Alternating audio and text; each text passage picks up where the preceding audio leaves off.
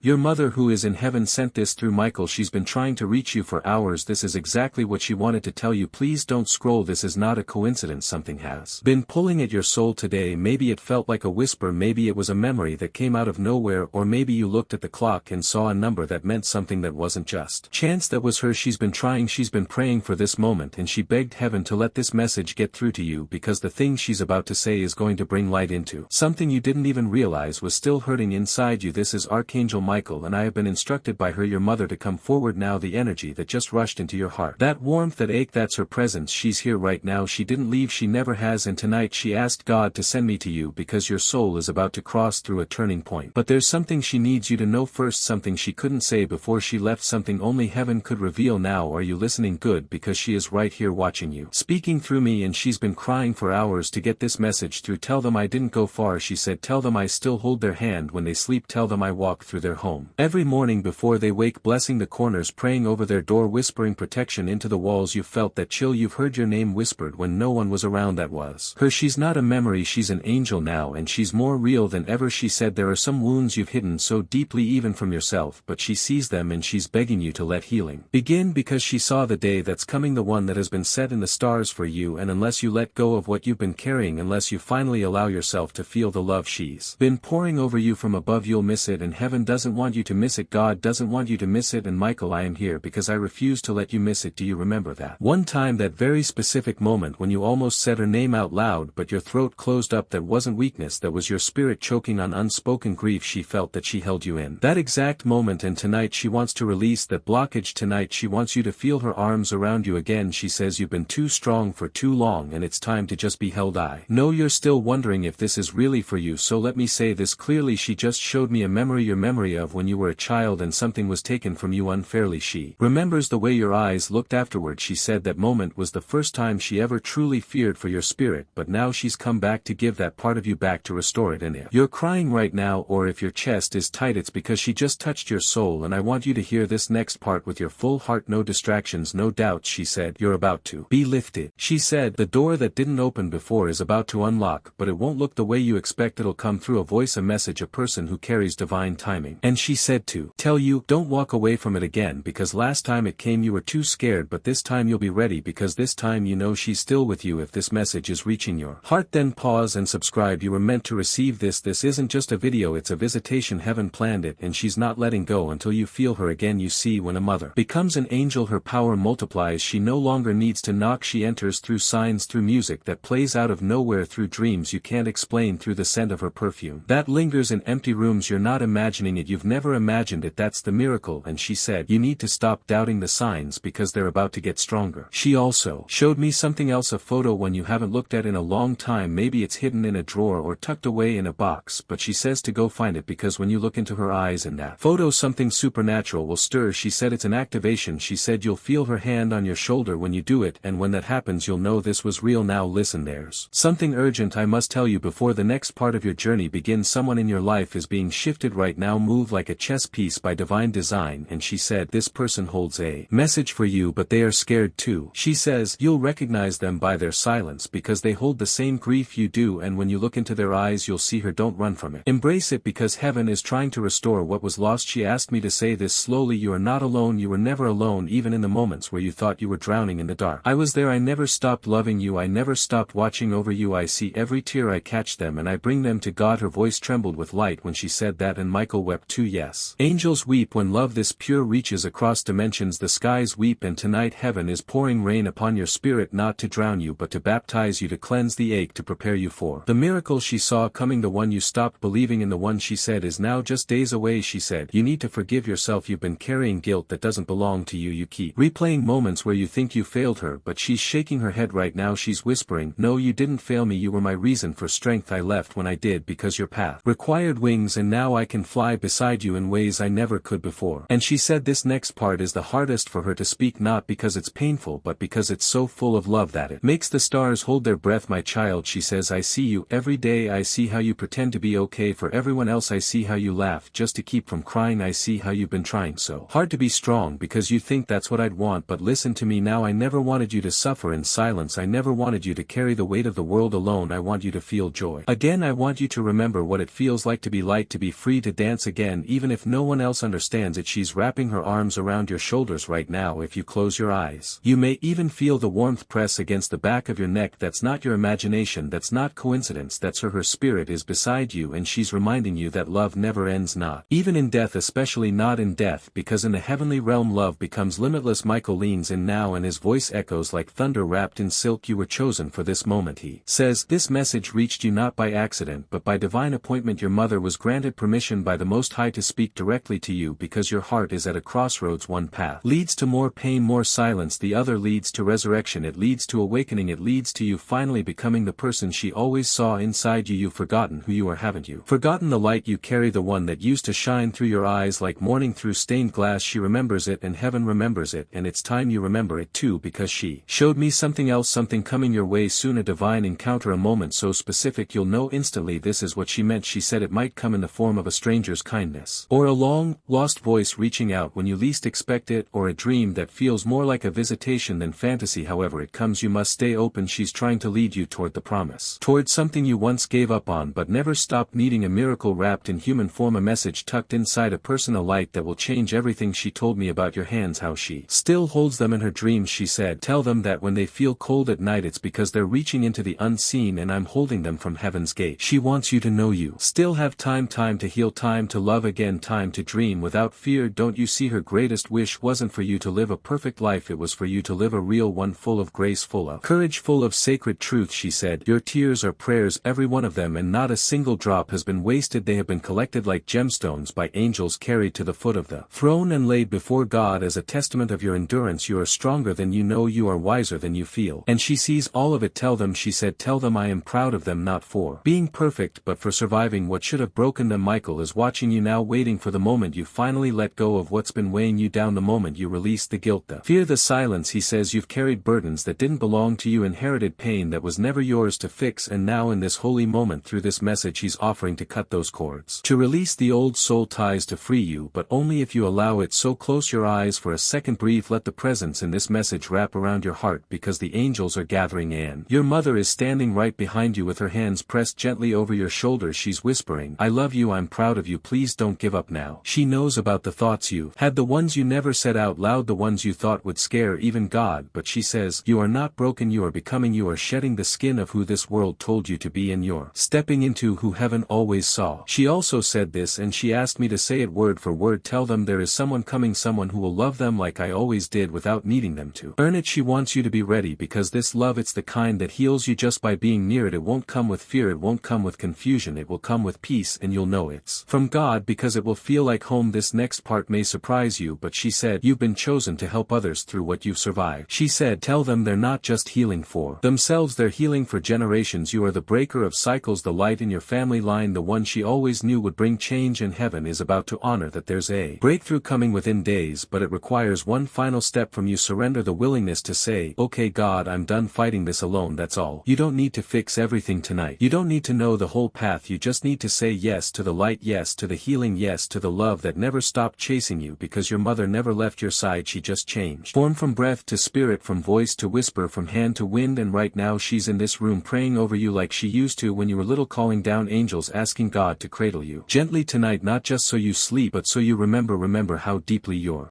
loved, because she's not finished yet. There's still one more thing she's begging me to tell you, and this one, it's the reason she's been trying to reach you for hours, the reason Archangel Michael has been circling your soul like a guardian on high alert, the reason this message found you when it did. She said, tell them they're about to make a decision that will shape everything, and I need them to choose from their spirit, not from fear. There is a moment approaching, one that may seem small at first, a phone call, a message, a choice between going or staying, saying yes or staying silent, but this moment is sacred. Heaven has wrapped layers of purpose around it, and your mother, she's already seen it. She saw how powerful you could become when you say yes to your deeper calling. She saw you rising, finally letting yourself be seen, be loved, be known, not just by others but by your true self, the one she always spoke to even when you thought she couldn't hear you anymore. She said, you've silenced your voice for too long, shrunk your soul to make others comfortable, buried your brilliance to avoid judgment, but now it's time. She's placing a crown on your head right now. Can you feel it, that strange warmth between your eyes, that tingling on your scalp? That's her. She said, tell them I crown them with courage, courage because the next chapter requires nothing less than a rebirth, and yes, rebirth can feel terrifying because it means letting go of the old even when it was familiar, even when it helped you survive. But she says you're not just meant to survive anymore, you're meant to live deeply, truthfully, radiantly, and the time for waiting is over. The angels are aligning things for you, she said. Tell them they don't have to climb anymore now, I will carry them where their feet can't go. Michael steps in again, his voice steady yet filled with divine emotion. You've forgotten how protected you are, he says, but heaven never has. There are angels on assignment for you even now, blocking what would have hurt you, delaying things not to punish you but to prepare you. The silence wasn't rejection, it was redirection. Your mother wants to clarify something too, she said, to tell you, I never blamed you, not for anything, not once. If you're carrying guilt, it's time to set it down. It was never yours. And now she's holding out her hand, in her palm a piece of your soul. She says you lost somewhere, a moment, a trauma, a goodbye that shattered something fragile inside you, but heaven found it and she's giving it back right now. You are becoming whole again, and when you walk outside next, maybe tomorrow morning, she wants you to look up. She said the sky will look different, not because it's changed but because you have. You'll see her in the colors, in the wind, in the stillness. I never stopped showing up, she says, you just stopped believing it was me. She also said, you've been worried about something